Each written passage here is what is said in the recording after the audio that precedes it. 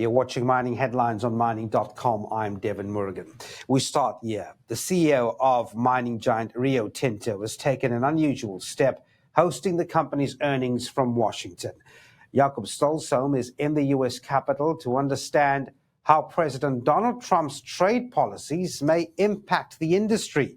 Stolzholm says he's meeting with U.S. lawmakers to get a sense of policy direction, but isn't making any requests. His visit underscores Rio Tinto's concern over looming tariffs on aluminum imports. The company is the largest supplier of aluminum to the U.S., with a significant portion of it produced in Canada. Canada is now facing a potential 25% tariff in the aluminum it sends across the border. Anglo American and Chile's Codelco have agreed to jointly develop their adjacent Los Broncos and Andina copper mines. The partnership will add 2.7 million tons of copper over 21 years from 2030. Now, both companies will retain full ownership of their respective assets. The deal is expected to generate at least $5 billion in pre-tax value, split equally between them. Anglo is focusing on copper growth after fending off a $49 billion takeover bid from BHP last year. Codelco says the agreement builds on decades of cooperation between the miners. Glencore is considering shifting its primary listing away from London, with New York among the potential options. CEO Gary Nagle says the company wants to trade where it can achieve the best valuation.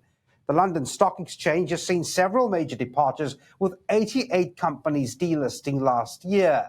Glencore, valued at £40 billion, would be the biggest company yet to leave. The miner previously explored listing its coal business in the US, but later abandoned the plan. Nagle insists the review is related, or unrelated rather, to US policies and remains focused on finding the best exchange for Glencore's future.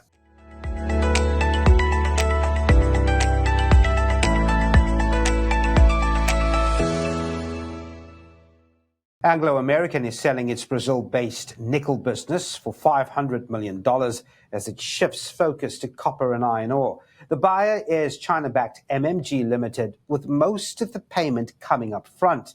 The company has also established a June deadline to separate Anglo American Platinum. Its diamond business, De Beers, is also expected to be spun off soon.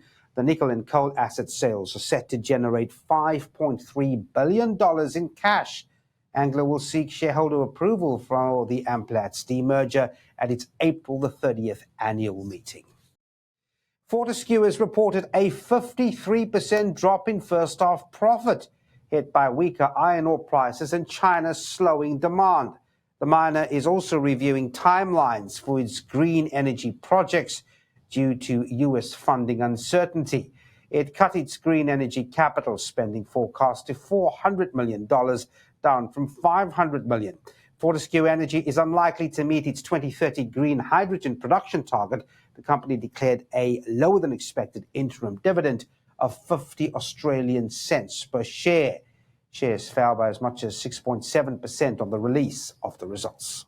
And that's where we leave your mining.com headlines for now.